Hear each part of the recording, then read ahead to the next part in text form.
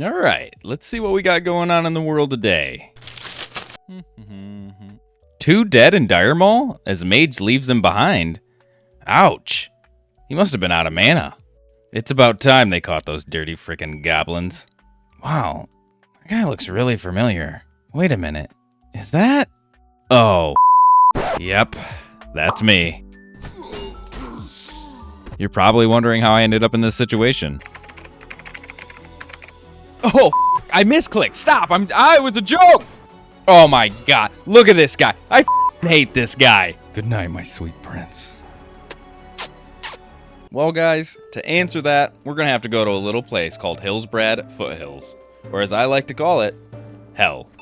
So previously, in the last episode, we finished out strong by completing Shadowfang Keep and even receiving a nice new shield upgrade.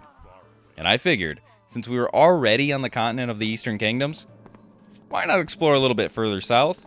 We'll head through the Silverpine Forest and we'll try and reach the lands of Hillsbrad Foothills to try and change up our questing a bit and experience a nice change of scenery. After a nice relaxing jaunt through the towering Silver Pines, with the smell of roses and murloc poo filling the air, we had arrived at the beautiful entrance to Hillsbrad.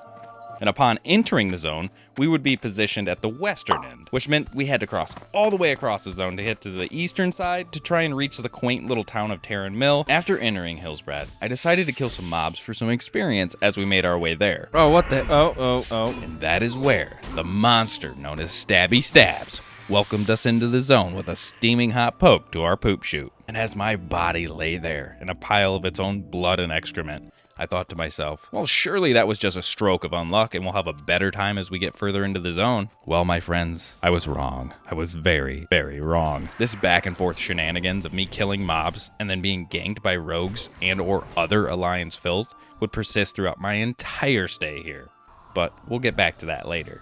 Right now, I decided to take an unfortunate event, take some lemons and try and turn them into some lemonade. So we accepted the res sickness and the durability loss, but we were able to skip the time of either having to run back to our body and face getting ganked again, or just running all the way to Terran Mill here in the first place. So this meant we were finally at our destination. Not really how I imagined getting there, but hey, we're here and we'll take it. And it was finally time for us to start knocking out some quests and get some experience. The first few quests involved slaying a bunch of Syndicate rogues and other henchmen in a nearby castle, while also trying to rescue 2 captured Horde members.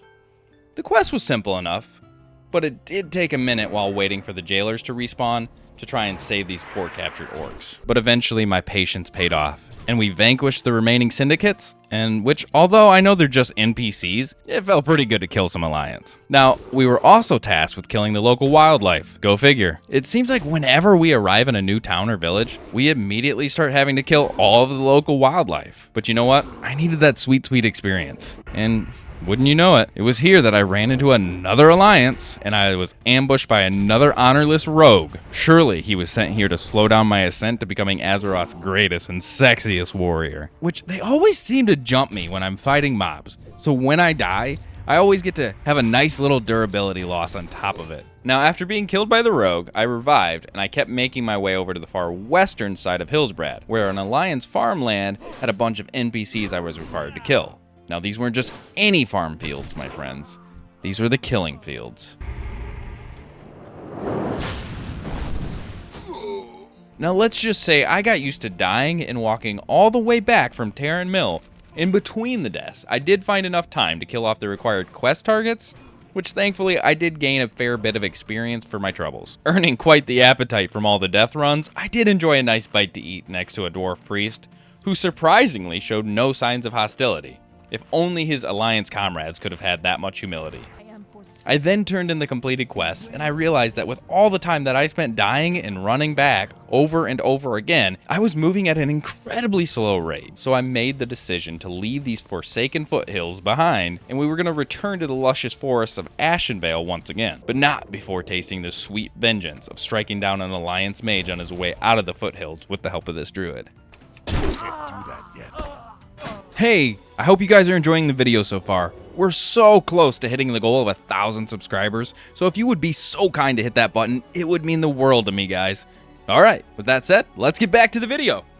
After enjoying a nice scenic flight to Ashenvale from Orgrimmar, we made our way back to the Satyr questing zone that we had left behind previously when we were just a little bit too underleveled. And while en route to that questing zone, I did have to unload some hatred I gathered in the foothills onto this poor hunter, which it actually turned out to be an extremely close fight, and it could have gone either way. Thankfully, this time things turned in my favor, and I was able to pull away victorious. And now it was time to go kill some goatmen. Okay, guys, so I must be freaking blind, because I swear every single one of these goat dudes had horns when I killed them. But when it came time for me to collect them, they were just magically gone. So this meant I had to kill like 400 of these guys to get their horns, which honestly wasn't that easy of a task. But eventually, I got my last horn, and I got the hell out of their encampment. After finishing up my squabbles with the goatmen, I moved on to a very simple escort quest. Well, what I thought was going to be a very simple, easy escort quest. But it turns out that was not the case, because I ended up having to do this quest over 3 freaking times, because this stupid orc was pulling and getting himself killed every time. Thankfully, on the 3rd try, I was able to kill the night elves before they got to him, and the escort quest was over and completed. And it was time to head to the west side of Ashenvale for more quests. Now guys, I'm not going to lie to you, I did stop along the way and I killed this AFK gnome priest, but honestly, I don't even feel a little bad about it. But after arriving to the western side to do some more quests, we began slaying some elementals. And things were going pretty good and they were moving along quite nicely. Until I honestly may or may not have gotten a little bit cocky and I tried to attack this druid. And well, I'll be honest guys, it didn't go so well. I was all cocky and I thought I had him. Things were actually going my way for once. And then he pulled off this insane full heal out of his ass, and I knew I was a goner. So I tried to run away like a coward, but it was no use, he got me. Now, after running back and retrieving my body, I joined up with my friend who was on his warlock to try and knock out some of these quests just a little bit quicker. And there were some alliance filth that were unlucky enough to cross our pass. And you know what, guys? I still feel a little guilty over this gnome warlock. Like, he totally stopped and he sighed at me, which basically meant he admitted defeat and he was just watching his character be brutally murdered. I could actually envision someone just sitting at their computer like, really, dude? So after ruining that warlock's night, we had got back to questing. And the first one involved slaying a son of Cenarius and taking his head back as a trophy for a reward. We then also made our way over to the far eastern mountain range to do an escort quest where these bear, human, hybrid humanoid guys had taken a druid hostage. The camp was literally filled to the brim with these guys, and they were ravenous and they were looking to make a meal out of our butts. But we fought through their ranks tooth and nail, and eventually we found the druid at the furthest reaches of the cave, which they had him trapped in a cage like some sort of circus bear, which doesn't make much sense to me because if you look around, they're all bear dudes themselves. You would think they would have some sort of relationship with this guy. But anyway, for our good deed, we were immediately rewarded with this, a blue two-handed sword named Searing Blade, which I actually planned on using until my buddy told me to check the auction house price and see what it was worth, which was genius, especially being this close to level 30 and trying to get our Whirlwind Axe. So after finishing up this escort quest and turning in all the completed quests back at the outpost, we then traveled to Orgrimmar to see if we had gotten a sizable step closer to the 100 gold mark for our first mount. I'm not gonna lie to you guys, my palms were sweating as I stepped closer and closer to the auction house. And upon arriving, I was blown away, boys. It was worth 7 gold. And that's almost 10% of the total cost of our first mount. So I was really happy with it. And while in Orgrimmar, I also decided to get some more warrior training and first aid training done and out of the way. Mostly just to do the first aid, just to get rid of the multiple stacks of wool cloth that were taking up space in my bank and all my bags. And with those out of the way, it was time to get rid of these little straggler quests, taking up a lot of room in my quest log. Alright, first stop up on this list was to go to Splinter Tree Post to hand in the completed Pages quest. Next up, back to Stone Talon to hand in the head of the son of Cenarius. Then, on to Thunderbluff to hand in the filled vials, and buy the required blunderbuss for the Warsong Supplies quest for those sick new blue gauntlets. Then it was on to Ratchet to hand in this quest on the coastline that I honestly don't even remember grabbing. Then, once in Ratchet, it was onward to Booty Bay to grab some axe shipments. Not before seeing this little gnome warlock that was honestly just begging for a swift death. And obviously, I wasn't the only one who thought that. Oh, fuck! I misclicked! Stop! I was a joke! Seriously? You're just gonna salute me but not res me? Really? And finally, now we're back to Splinter Tree to grab ourselves those sexy new blue gauntlets. And finishing all of that, and being handsomely rewarded with our new gauntlets, it was time to head back home to the Barrens. We're gonna begin questing into the southernmost part of the Barrens this time, and I honestly never thought I would say it. I actually missed the Barrens. I think it's the simplicity of just crossing flat open plains and not having to deal with nearly as many alliance that just felt like a godsend after what we've been dealing with. And as soon as we got to Camp Tarajo, I decided to do a quick search and to see if anyone was down to do our next dungeon. And wouldn't you know it, we found a group. That's right, boys and girls, it's time for Razorfen Kraul, which is a dungeon that's teeming with legions of mighty Quillborg just begging to be slain. It is also the home for many important upgrades for our warrior, such as the Tuscan Helm and the Corpse Maker Axe. But being already level 29, with our plans to immediately get the Whirlwind Axe at 30, I'm not nearly as concerned with the axe dropping. So we made our way down to the thorny entrance of the dungeon, and once there, we had a very solid group, including a level 36 warrior tank. That's right, boys. We didn't even have to tank this time. It was our first dungeon as a DPS. And let's just say it's so much more relaxing and you have like zero responsibility outside of just not being an idiot and pulling groups. I was feeling spoiled, guys.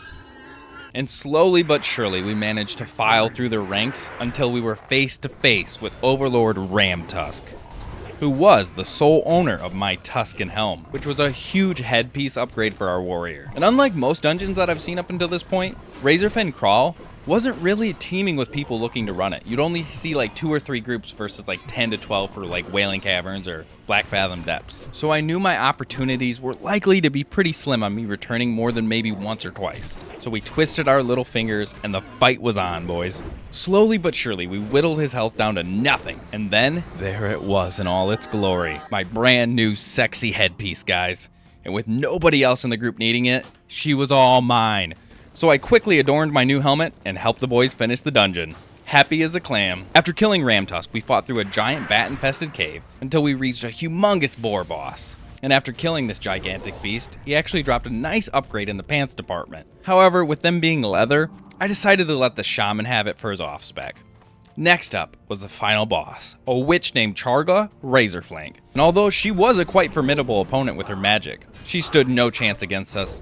And without remorse, we sent her to the meatpacking factory. That meant that all the bosses were defeated, and Razorfen Kraul had been conquered. Another dungeon down, boys.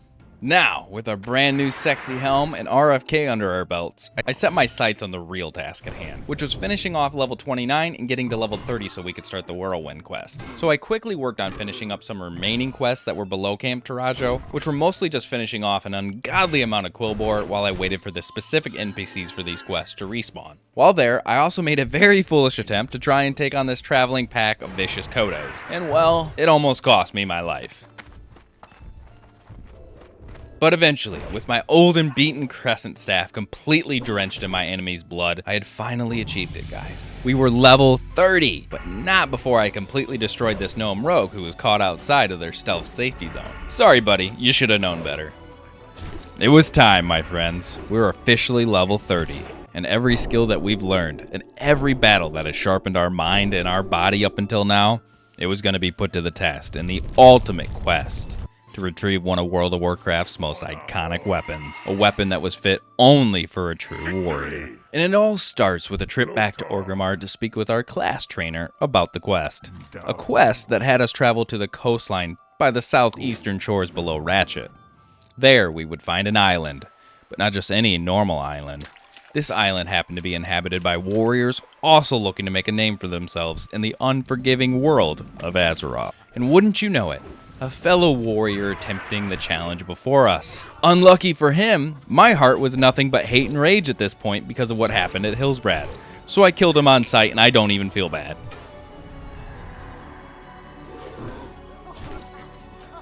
And honestly, I actually ended up killing this guy like 3 more times as he tried to return and jump me and do the same to me as I was going through the challenges on the island.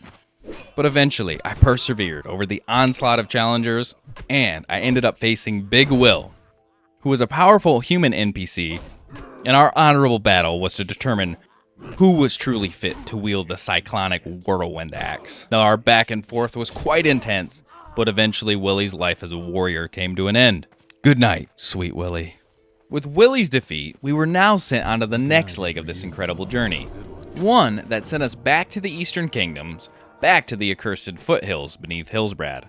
Now north of Terran Mill, along a winding river, there lived a troll by the name of Bathra, the Wind Watcher, whom we were sent to meet with, and upon arriving, Bothra sent me on what was to be easily the hardest challenge we faced up until this point. I was to enter the Arathi Highlands and kill varying elementals for their charms. I was then also tasked with retrieving the tusks off a vicious tribe of trolls who took residence along the northwestern coast of Stranglethorn Vale, a zone that was notorious for its conflict between the Horde and the Alliance. Now, with Arathi being so close, I just targeted as my start point for this journey. And let's just say, it took me literally 5 seconds of being in that zone to realize that I was simply not strong enough to overcome the inhabitants, and I had to just spend the 10 gold on life roots and the charms at the auction house, a choice I don't regret in the slightest. So with a quick trip to Orgrimmar and a visit to the auction house, we skipped a massive hurdle in the quest, and we were now on to the next and actual final requirement of gathering, which meant we had to visit the accursed jungle. Upon arriving in the jungle via a zeppelin from Org to the Horde base camp of Gromgol, it took me very little time at all to realize that the entire inhabitants of this island want nothing more than to see me dead. And it's a feat that they accomplished more than once. I was surrounded by enemies whose levels were all over the board from level 33 all the way up to almost 40, and there was no way around it. For me to succeed and finish this quest, I was going to need some help. And luckily enough, that's where I stumble upon Skidok, a level 33 undead warlock who was gracious enough to lend me their time. Together, we worked tirelessly to destroy trolls, tigers, panthers, and even Alliance scum alike. And this went on for over 2 hours of searching for these troll tusks, until eventually he and I were both battered, broken, and beat down, and we needed to rest for the night. So I said goodbye, I thanked him for all his help, and we both logged off for the night. It was a new, beautiful day in Azeroth. Surely we'll get all our quests done in Stranglethorn without any problems from the Alliance. Oh my god, look at this guy. I fucking hate this guy.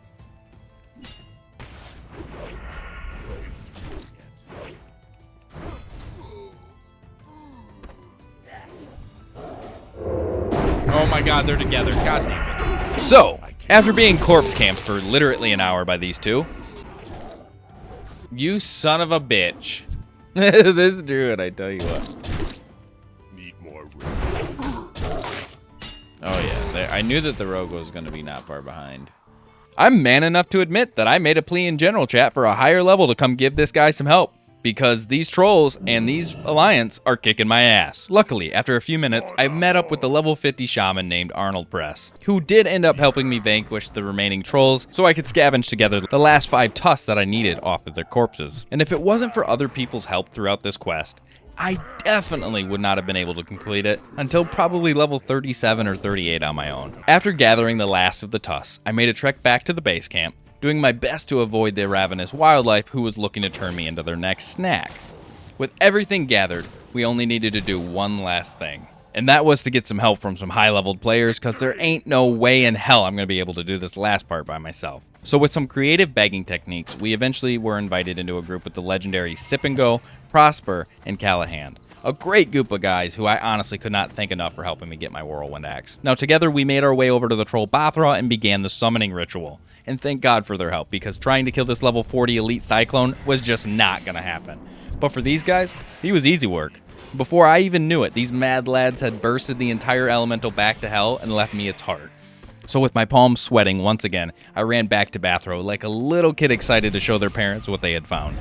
That's right, my friends, we had finally done it. Everything was made worth it. Every struggle that we've encountered in the last quest has all been made worth it for this moment. We had finally received the Whirlwind Axe. This sexy weapon has been something I've sought after since I first created my warrior. It almost feels surreal to see it in person. But wait, there's more. Not only did these guys help me kill the elemental and get me my axe, they even gave me the materials required to get the fiery enchant on it. This was going to save me over 10 gold, which at the time was about 25% of my entire character's bank value. This was huge. I honestly never would have even thought about getting it enchanted had it not been for them. We're actually starting to make some serious headway now. This weapon was going to carry us well into the latter 30s and maybe even into the 40s. With our next upgrade not being until level 35 with a possible drop of Excalibur or the Ravager Axe from Scarlet Monastery at level 37. So it was time. It was time to say goodbye to the Crescent staff. We did it with tears in our eyes and thankful for everything that it's done for us up until this point. And now it was time for our next big adventure with our new weapon. So we made our way back to the southern border of the Barrens, and it was time to take on our next zone, boys. Thousand Needles. The beautiful mesas of Thousand Needles. One of the prettiest zones in all of World of Warcraft, if you ask me. Now, after taking the great lift downward, we headed towards the torn encampment of Freewind Post, which sat high atop the largest mesa in Thousand Needles.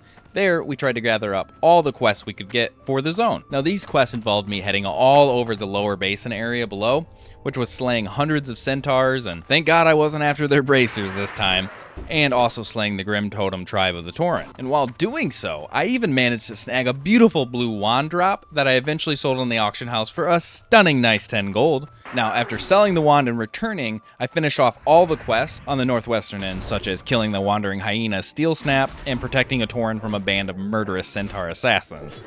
There I also finished 2 escort quests, which, honestly, at this point, I'm kind of getting over the escort quest, guys. And on the way back to hand in the quests, I stumbled upon this hunter named Elin, who looked to be recovering from a recent skirmish. Now, as a warrior, I normally would try and avoid any and all fights with hunters, as they're an absolute pain in my ass if they even land one concussive shot and start to get me at range.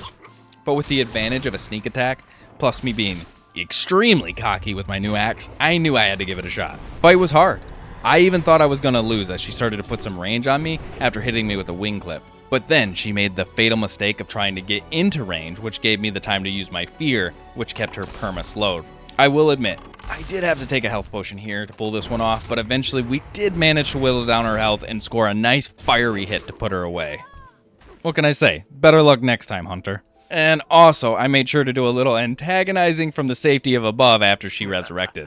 What can I say? The jungle's changed me forever, and you're about to see just how badly they changed me here shortly. After handing in all the quests at the Freewind Post, we made our way south, down to the huge open wastelands of the Salt Flats. Although the scenery of the Salt Flats was definitely less than appealing, the ability to traverse the zone so seamlessly and quickly, it was a nice change up from the northern end of the Thousand Needles. And basically, all the quests that I gathered just required me to go around in a giant circle and, you guessed it, kill the local wildlife. So there I was, back to slaying turtles for their shells once again. And everything was going great until this little monster, the absolute epitome of vile and filth, a gnome warlock, came up and attacked me. She literally went out of her way to try and destroy me. Even without the opener, things were looking very evenly matched until I was shot in the back by her little mage friend. And not only do they attack a man while he's questing, they also have the disgrace to 2v1 him. Disgusting. I had only one choice, my friends. I had to make the call out to my horde brethren once again, to get vengeance on the souls of those who wronged not only me, but my orcish bloodline. Luckily, it was not long and someone answered my call, and I was joined up with a disc priest named Quietude. And what happened next, I'm not exactly proud of, but it had to be done. It had to be done. We made our way across the Salt Flats, and one by one we dismantled the entire Alliance foothold in the zone. No one was safe from our fury.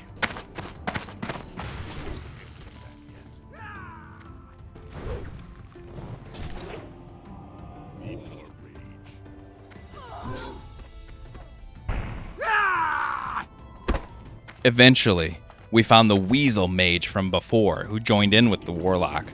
And what ensued was a 5-minute chase that saw us involving half of the zone trying to bring him down, as he laughed all cockily and arrogant and ran. Now, I know he was thinking he could see the light of Tanaris and safety calling his name, but thankfully at the last minute this shaman had another thing planned for his miserable existence. Now, unfortunately, instead of taking the punishment for his crimes earlier like a man, he called in for the reinforcement of a level 60 Shadow Priest like an absolute coward.